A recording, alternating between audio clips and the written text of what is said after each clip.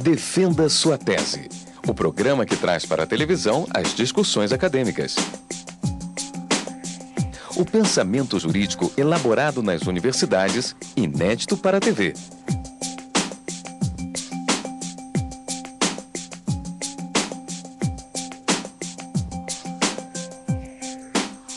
Tese, do grego thesis, significa o ato de pôr, de colocar. Pelo latim tese, com TH. Uma afirmação, uma proposta que vai ser discutida ou defendida.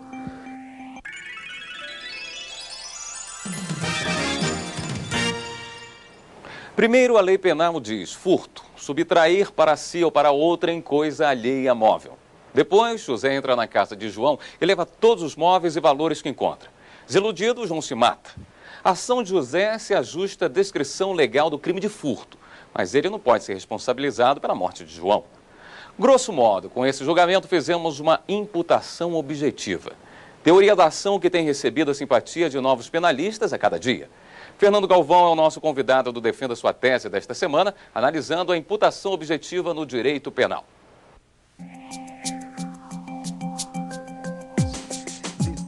Fernando Galvão, juiz civil do Tribunal de Justiça Militar de Minas Gerais, professor adjunto da Faculdade de Direito da Universidade Federal de Minas Gerais, professor nos cursos de pós-graduação Lato Sensu, promovidos pela Universidade Gama Filho, na cidade de Belo Horizonte.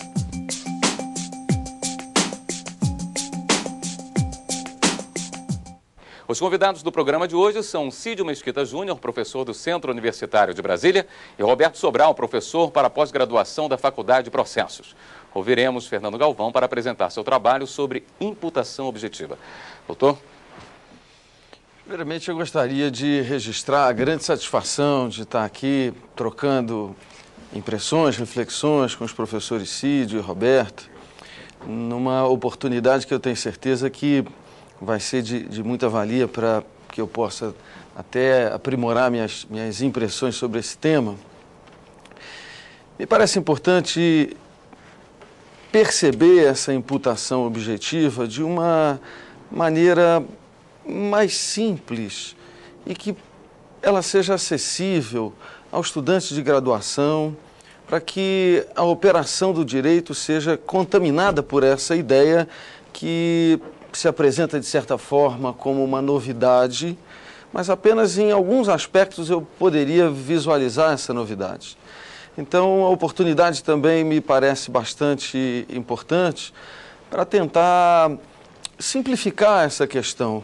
A teoria da imputação objetiva muitas vezes tem sido apresentada como uma postura muito complexa, muito delicada na sua articulação teórica e, às vezes, inacessível ao operador do direito, justamente onde ela vai fazer mais falta, né? A ideia é que a imputação objetiva seja um tema de repercussão prática, que possa nos ajudar no dia a dia, na solução, na interpretação dos casos concretos, e que nós possamos utilizar um direito penal cada vez mais conciliado com as expectativas da sociedade. Não é? E me parece que poderíamos começar a nossa abordagem contextualizando o tema da imputação objetiva. Em primeiro lugar, me parece adequado alertar que imputação objetiva se faz em qualquer sistema teórico que nos ofereça um modelo de interpretação da realidade, que é a teoria do delito, constituído pela teoria do delito. O que eu quero dizer com isso? No causal naturalismo, primeira construção teórica, nós fazíamos imputação objetiva. E a imputação objetiva deve ser interpretada no contexto de cada sistema teórico. E ela veio evoluindo ao longo desses anos, dessas reformulações do nosso modelo teórico, até atingir um ponto que hoje me parece oferece uma aplicação prática mais interessante, mais adequada às respostas que esperamos desse direito penal moderno. Quando tínhamos um sistema causal naturalista, na análise de tipicidades, a imputação objetiva se esgotava no nexo de causalidade material entre um antecedente e um consequente, e nós estávamos preocupados em apurar a mudança que se verifica na natureza material, e nós explicávamos muito bem os crimes de resultado material. Então, na perspectiva de um homicídio, talvez a primeira preocupação em termos de direito penal, nós conseguimos explicar quase que fisicamente porque houve a mudança na realidade, porque uma pessoa viva se transforma, então, em um corpo inerte. Bem, o finalismo de Welzel traz mudanças no nosso modelo, mas no plano objetivo do tipo não faz nenhuma contribuição. A contribuição do finalismo é, digamos, um acréscimo de um plano de exigências subjetivo que dá suporte a esse, digamos, requisito objetivo do tipo, e não há espaços para valorações.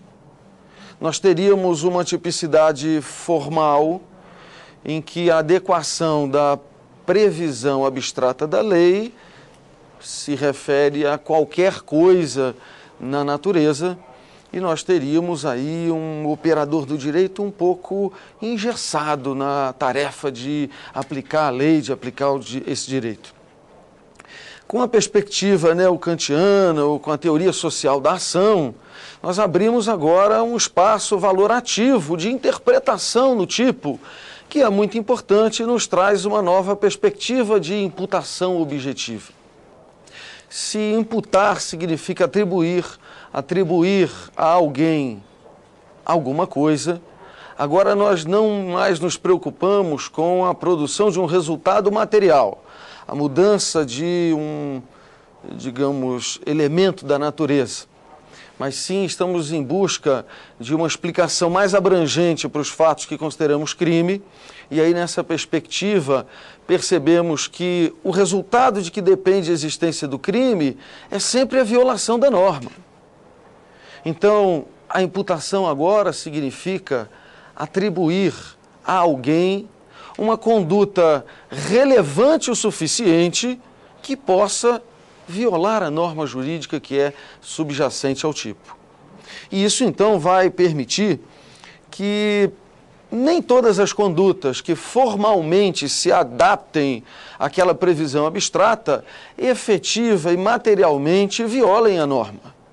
E essa atividade valorativa transforma a causalidade, que anteriormente tinha uma perspectiva naturalista, numa causalidade normativa.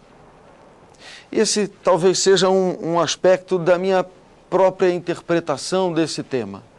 Eu vejo que poucos autores se debruçaram sobre essa perspectiva de imputação objetiva num sistema normativo, e há quem defenda a ideia de que a imputação objetiva apenas corrige defeitos da causalidade. Me parece que essa não é uma boa interpretação. Me parece que se imputar é atribuir, eu agora estou preocupado em atribuir algo de importante, algo de penalmente relevante, e a ideia seria que nos crimes materiais eu ainda tenho uma preocupação, um foco de atenção na causalidade material, porque eu preciso saber efetivamente quem mudou a natureza, quem produziu a mudança na natureza, mas isso só não basta. É necessário que eu analise a relevância daquela conduta para perceber se é suficientemente importante para caracterizar a violação da norma. Então, nos crimes materiais, e aí talvez em exemplos essa ideia fique mais clara, eu posso encontrar uma relação física entre a conduta da mãe e o resultado de orelha furada da filha recém-nascida. E eu, num segundo momento em que analiso a relevância jurídica desse comportamento, percebo que, apesar de existir uma relação física, não há relevância jurídica que justifique reconhecer uma violação da lei. Então, se eu pudesse simplificar a ideia de imputação objetiva no sistema interpretativo da realidade que nós predominantemente utilizamos, eu diria que ao lado da preocupação com a relação de causalidade material, nós também temos preocupação com a relevância jurídica daquele comportamento. E aí a causalidade se transforma de natural em jurídica.